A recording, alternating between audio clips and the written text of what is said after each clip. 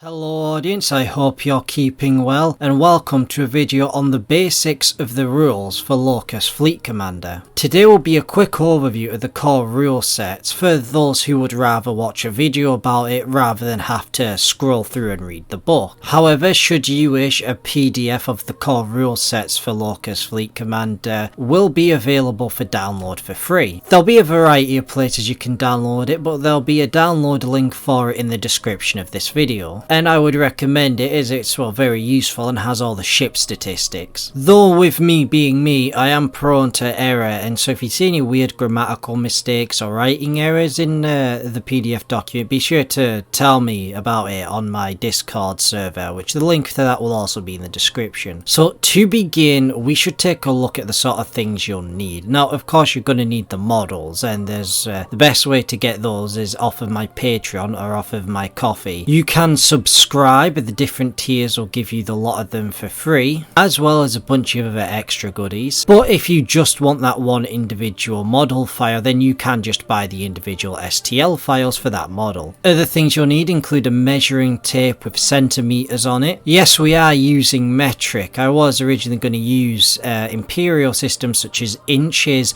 as I thought it would be easier with some of the older rules that I've now changed, which I'll discuss later on. But I did measure the models in like millimeters, so I thought I'd just standardize it all to metric to make it much simpler. I'm not going to do what Games Workshop does and has everything measured in millimeters, but then for some reason the game itself uses inches. This is the chance for you Americans to finally learn what a kilometer is. But that aside, metric measure tape would be good, as well as D6 dice. Now you might need quite a few of them because there are a lot of shots per weapons, but as long as you have D6 dice, that's what matters, as well as a scatter die. Now if you don't know what a scatter die is, it's this one with all of the arrows and a target on it. They're pretty cheap and easy to find. And a notepad to keep like track of things such as hit points or ship statistics would be a good idea too. And of course, not to mention a 3D printer to actually print off the models. Now that's the more expensive piece, but I mean, I guess if your mate's got one, you can get him to print them off for you. That also works. But generally speaking, that's the basic like bare bones stuff you'd need to play the game. You can get other bits like a cool space mat or some like custom build, some like rocks for like asteroids, but beyond that, that's this like what I've just ran down, that's what you need. So the first things first, let's look over the turns. So turns come in 3 phases. Well, technically 6. So it's a you go, I go system. Where I do all the phases to my turn, then you do all the phases to your turn. If you want to find out who goes first, I think the best way to do it is just to roll the dice and see who gets the higher number. Each player's turn is split up into 3 phases: the movement phase, the combat phase, and the auxiliary phase. Movement phase is just moving around your ships, combat phase is the actual fighting, and the auxiliary phase is everything you do after that, such as repairing or your FTL systems. For the movement phase, this one will be the easiest one to go through. So ships have a set movement distance in centimeters. Let's say it'll be 20 centimeters, 15 centimeters, whatever, right? And they can move that full distance, but they also have a turning radius because this game relies on bringing your ships to bear. So I suppose another good piece of equipment you might want to bring along is a protractor. So ships can just go forward their full movement distance. However, when it comes to their turning distance, this is a bit more different. So if a ship turns on the spot, like it's just stationary turns, it can turn its full turning distance. If it's moving, however, it can only turn half of its turning distance. As well as the fact that when moving, a ship must move at least half of what it moved before. You can always go up to your full speed. Let's say your full speed is 20 centimeters. Well, you'll always be able to do 20 centimeters unless there's some critical hit damage, but we'll get onto that later. But you can never move like less than half of what you moved before. So if you moved the full 20 centimeters, well, the next turn you have to move at least 10. And if you want your ship to come to a complete stop, then you have to move it half of the distance it moved beforehand before it can stop. So let's say you move 20 centimeters, well then you have to move 10 centimeters the next turn, and then the turn after that you don't have to move at all. Apart from that, there aren't really many other movement rules or like rules on how you have to move. There is also the fact that obviously your ship can't go off the board, it has to use FTL rules for that, and also it should stay at least 1 centimeter away from the base of anything else. But beyond that, that's the movement turn done and dusted. Next of course is the combat phase. Now the first thing to know about the combat phase is a ship's arc of fire. All are just the bow, the starboard, the stern, and they're on 90 degrees from the different angles of the ship. And in the ship statistics, it'll say what weapons have what angle, like what angles they can fire over. However, if it is a fixed weapon, then that means it can only fire directly forward. So if a fixed weapon is mounted to the starboard and port of a ship, then it can only fire perpendicular to the ship. If it's mounted to the bow, it can only fire dead ahead. These types of weapons require you to put them directly in the angle of the enemy. Now, how do you tell if a weapon is a fixed weapon or not? Well, in weapons type, next to the weapon type, it should have in brackets F. But to reiterate, a fixed weapon requires it to be dead onto the enemy. So if it's mounted to the starboard and port, it requires the enemy to be perpendicular to your ship. If it's mounted on the bow, it requires the enemy to be straight forward. Let's discuss ranges. So for quite a lot of weapons, it'll have multiple ranges. And with many of them, it correlates to either power or accuracy. Now this depends on the weapon type, but we'll get onto that. But the way it's done is that you read it, from left to right. Let's say the range here is 50 centimeters. Well then your accuracy is 4. So I think a better way to put it is that if we work from the other way, so up to 10 centimeters you'd have an accuracy of 6, up to 30 centimeters you'd have an accuracy of 5, and up to 50 centimeters you would have an accuracy of 4. Now interestingly enough, the original way I was going to do this was originally have an accuracy modifier, so that let's say this was when I was going to use inches. Let's say you'd have an accuracy of 6 and an accuracy modifier of 3. Well, what that meant is that after every 3 inches the accuracy would go down by 1, and your effective range was until the accuracy hit 0. But this got a bit too complicated and so we kind of just dropped it in favour of this, which would be more simplistic. It's not that I don't think that people couldn't understand it. I mean, I played games using those rules and it was fine. It's more so that with everything else, it's just a lot to keep track of, and it's just easier if it's just on the paper the direct numbers you need, rather than having to work it out every time you want to fire a shot. So it was changed in favour of having a direct range and accuracy in order to effectively keep the pace of the game pretty fast. Though all of this is just to find out what your accuracy is. How do you actually hit the target? Well, here we have a table, 2 tables in fact. So each ship has a size rating, and once you figure out your accuracy, you put it up against the ship's size rating and put it in this table in order to see what number of the dice you need to roll. Let's say the ship's size rating is 6 and your accuracy is 5. Well, that means you need to roll a 4 in order to hit it. And once you hit the enemy ship, you then roll damage, and what you do for that is you take the enemy ship's armor rating and you take your weapon's power. So let's say the enemy's armor rating is 5 and your weapon power is 6, well then you have to roll a 3. However, what actually happens when you damage a ship? Well, this is where the different weapon types come in, because weapon types function very differently in games. So weapon types can be found in one of the columns in the weapon statistics, and the first one is armor piercing. Now armor piercing is just when you fire like big heavy shells to pierce the light armor of a target. And armor piercing is pretty standard. Now there are 2 unique rules that armor piercing gets. The first is overshooting, right? So in real life, right, around when you fire around, it wouldn't really lose any sort of like momentum, it wouldn't lose speed. And so in theory, a shot can keep going perpetually. And so because armor piercing is a physical shell, it gets access to the overshooting rule. This means it can shoot beyond its actual range. Now how you do that is you just take the lowest accuracy, and after every 10 centimeters towards your target you just roll the dice again. So to give you a good idea, let's say your range is about 50 centimeters and the target is 55 centimeters away from you. Well, that means you have to roll the dice to hit once for your regular range, and then because it's within that bracket of 10 centimeters outside of your range, you then have to roll the dice again. And and let's say it was 65 centimeters away from you, because that's 15 centimeters at your range, it's beyond that other 10 centimeter bracket, and in the next one you then have to roll the dice for a third time. So you just basically have to roll a bunch of dice and get them all to hit, which it's possible, but you'd have to be very lucky to actually get a hit. But the next thing armor piercing gets to do is armor piercing gets to do critical hit. So in order to perform a critical hit, you need to roll 2 places over what you originally needed in order to get the hit. So let's say you needed to roll a 4 to do damage to the enemy ship, but you roll a 6. Well, that means you get to do the damage you would regularly do, which armor piercing always does 1 damage to the enemy when it does damage.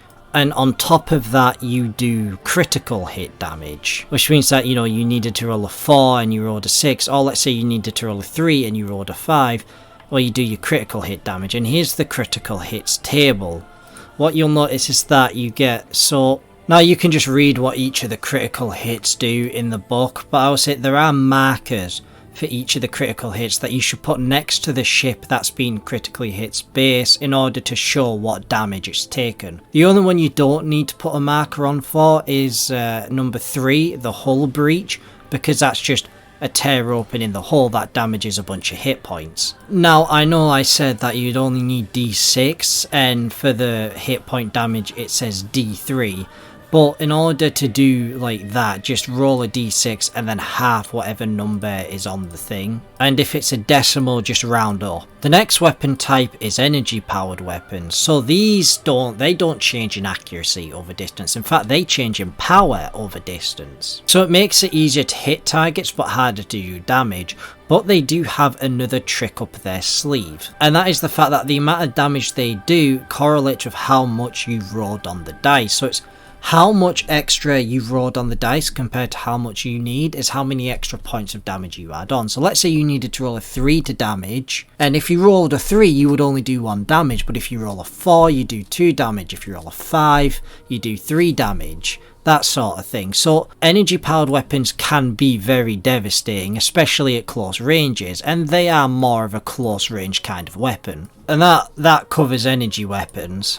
The next is area of effect weaponry. Now, area of effect weaponry is where you're going to need that scatter die. So there are 2 ways it can be done. And the first is with the scatter die. If the area of effect weapon has a range, then what you do is you put a marker anywhere around the area of the ships. Like, they don't have a specific angle that they fire over. They can fire over all areas of the ship. Let's say the range on your area of effect weapon is 20 centimeters.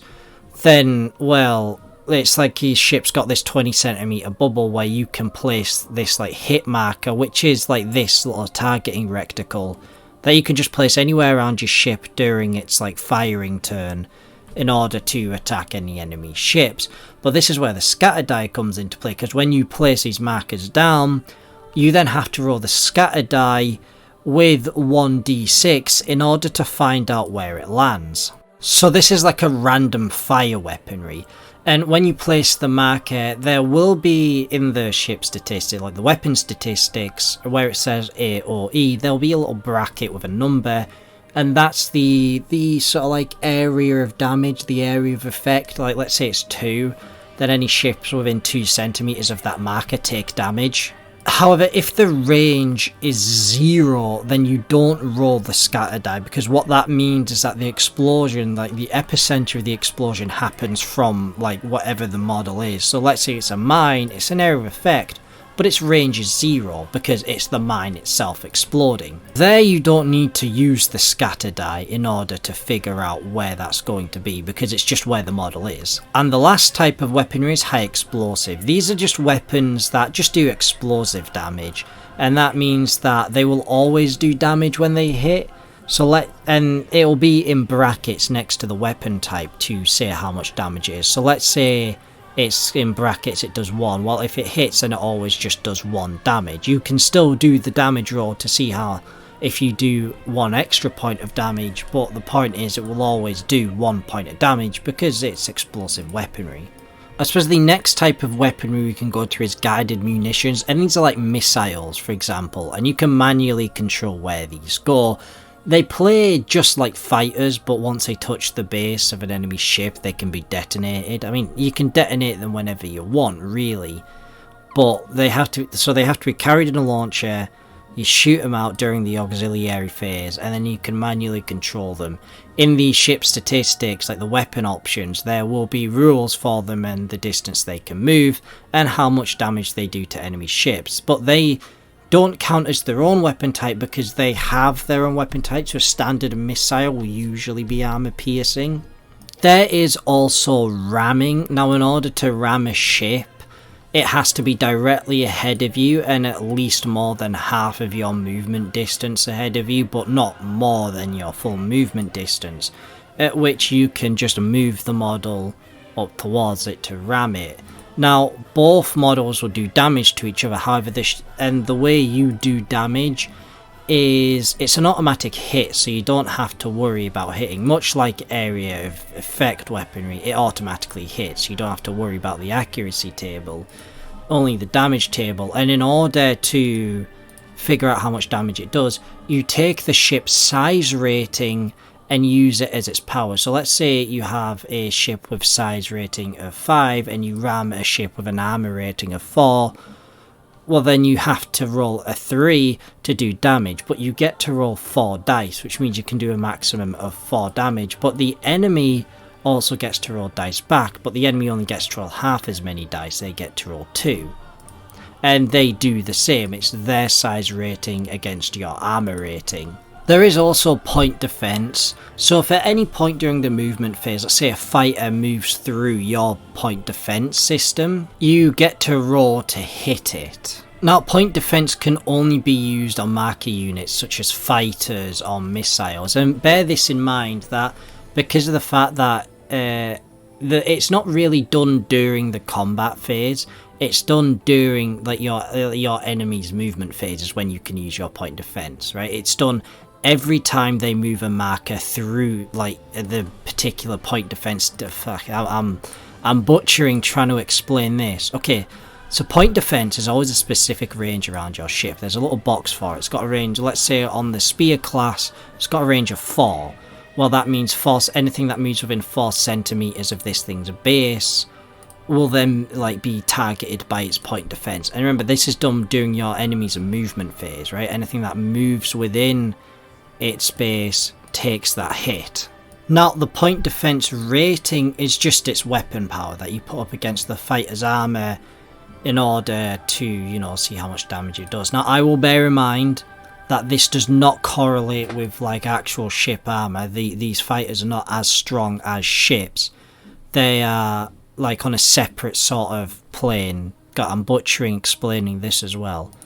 Look, regular weapons can't target fighters, and we'll get onto that in a minute, but like, fighters have an armor rating of 1, right? But a warship with an armor rating of 1 is not the same as a fighter, because obviously a capital ship is going to be far stronger. You know what, I'm just going to stop trying to explain this. It doesn't really matter in the context of the rules anyway. That's about all we really need to know for the combat phase. Of course, the last phase in a turn is the auxiliary phase. Now, I'm not going to discuss a lot of the stuff that can happen in the auxiliary phase because it's really for all the side stuff and not particularly necessary. For example, FTL. I'm not going to discuss FTL here because the whole faster than light stuff, that deserves its own video, and we'll discuss like the lore and everything behind it in that video. So what I want to discuss first off is the first thing is in the auxiliary phases when you can either launch or dock fighters or missiles, assuming you have them equipped. But what I really want to talk about is repairing. So if you have a repair corvette within 3 centimeters of your ship, you can repair it. Now you can either repair a hard point, which is, you know, where you do the critical hit damage, and you don't have to roll anything to repair that. You can just take off 1 hard point, but as I said, you can only take off 1 per turn, unless you have multiple repair corvettes. You see, repair corvette can only, you know, it can only repair 1 hard point per turn. Or you can repair hit points, and to do that, you just roll a d3 to see how many hit points you repair.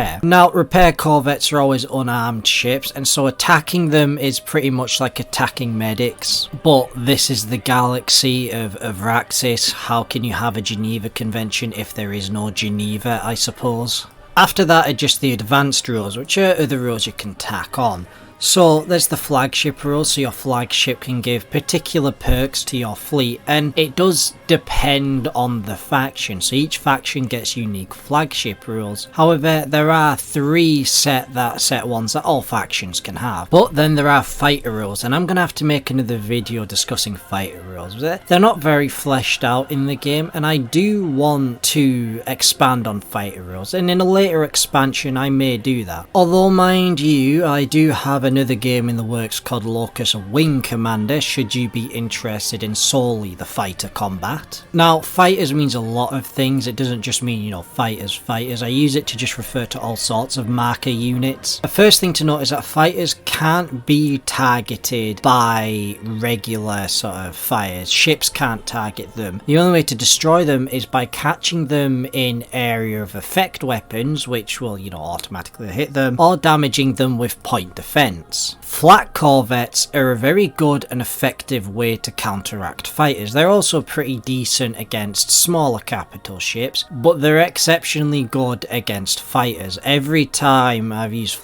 we've had like fighters in a game, flat corvettes have always just swept them up. And so if you're fighting an enemy who's taking fighters or has made like a carrier build, you want to take 1 or 2 flat corvettes with you. So fighters follow a completely different set of rules. The first thing to note is fighters can just stop and start. They don't have to, you know, do the whole coming to a stop thing, or do they have to move half of the distance they moved previously. They can just move any distance they want up to their, you know, regular distance. Fighters also don't have the customizability that other ships have, and they all have inbuilt weapons. Now, fighter machine guns can only target other fighters. Well, I should clarify, I keep saying fighters, I do just mean the marker units in general, right? And so, and the reason for that is, are you really going to use a machine gun against a giant capital ship? Like, sure, technically a fighter could fire its machine guns at these like massive capital ships, but it wouldn't do anything, which is why some of them carry bombs instead. So fighter machine guns are for the fighters, and the bombers that carry bombs, those are just for the capital ships. So the best thing to counteract other fighters are just other fighters.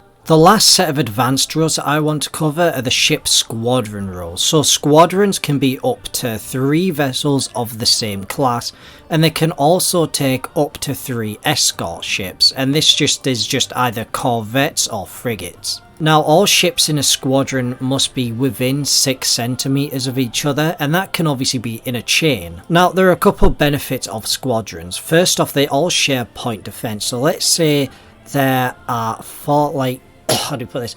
Let's say you've got 3 destroyers in a squadron. Well, if a fighter comes within the range of one of their point defense, then it classes as in the range of all of its point defense, and so you roll 3 dice against the fighters.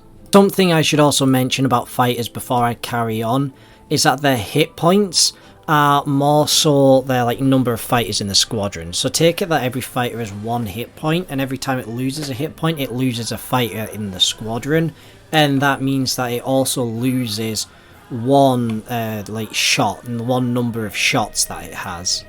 Like, number of shots directly correlate with the amount of fighters present in the squadron, but that's another thing.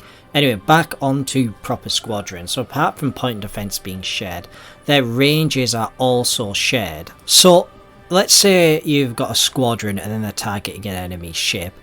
If that squadron, if only 1 ship in that squadron is actually in range of the enemy ship, then they all can be. It really does depend. So it's as if all of the ships from the squadron are firing from the position of the closest ship. So the ships from the squadron, they still have to have their weapons to bear, but they do have it so that you just measure the distance of the accuracy from the closest ship to the enemy rather than the actual position of the ship that's firing. It's a little bit, you know, confusing, but I hope you get it. So the battlefield can, I suppose, just be whatever you really want it to be. There isn't much I'm going to talk about with this, given it's entirely just, you know, you do what you want with it. You can have a completely plain battlefield with nothing, you can put in asteroid fields. Asteroids count as immovable objects, by the way, you can read up on that in the rules book, or like minefields, or just civilian stations, all that sort of stuff. You can even add in rules for your own kinds of obstacles if you really want to. But I will quickly discuss cover. So ships that have stuff between them, like let's say there's an asteroid between the ship, between you and the ship you want to target. Well, you can't target that ship if it's 2 centimeters near that asteroid. So if it's like, if the asteroid is between you and that ship, and the ship is only 2 centimeters behind it, because it's using it as cover. Now, if the base of the asteroid is bigger than the base of the ship using it as cover, then you can't target it at all. But if the base of the ship using it as cover is bigger than that of the asteroid's base, then, well, what happens there is your accuracy is just halved. Though anything can be used as cover, like including like civilian stations or even your own ships. But remember, your base needs to be at least 2 centimeters from the base of the object you want to use as cover in order to use it as cover.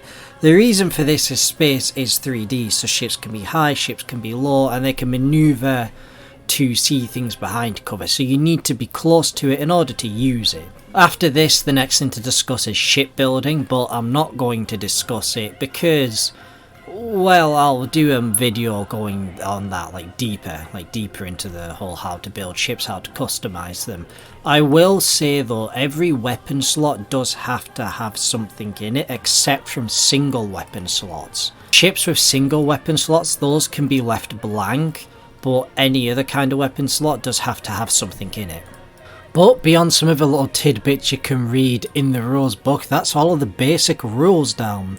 Now we can talk about the scenarios, though I'll stick to the 2 main scenarios, the 2 most basic ones. The first is Flag Hunter, which is very simple.